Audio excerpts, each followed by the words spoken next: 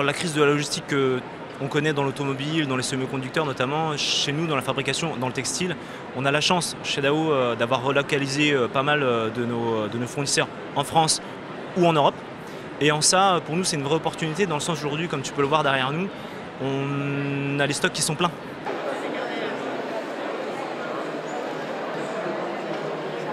On est content d'avoir fait le choix du Made in local sur beaucoup de choses et ça fait partie des éléments parce qu'effectivement sur un certain nombre de pièces, tout ce qu'on peut faire en France, eh ben, on n'a pas ce souci, on n'a pas les transports qui se multiplient par 10, on n'a pas les délais qui se multiplient par 50, donc tout ça on l'a pas.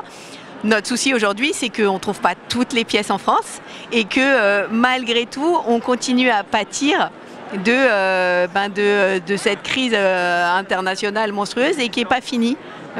Pour moi, on en a bien pour une bonne partie de 2022 avant que ce soit revenu. Quand on pense fabrication française, on se dit les Français sont autonomes. Il faut savoir que moi, mes cotons, ils viennent du monde entier. Et aujourd'hui, ce qu'on subit sur le transport, on se le prend de plein fouet avec le prix des containers. Ensuite, le Covid, on ne se rend pas compte de l'impact que ça a eu, mais ça a eu un énorme impact sur les productions. Aujourd'hui, par exemple, les cotons égyptiens, on n'arrive plus à en avoir. On est quasiment en rupture pour les 6 ou 7 prochains mois. Or, nous, on a des clients qui ne travaillent qu'avec ces matières-là, qui ne veulent que ces matières-là. Donc, c'est un vrai danger pour notre industrie qu'en 2022, on ait vraiment un gros trou sur les approvisionnements matières.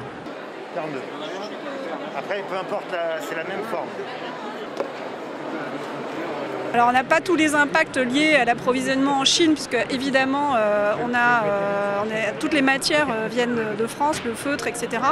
En revanche on est quand même impacté parce que la croissance très forte sur des productions très artisanales et très manuelles, ça reste un peu compliqué.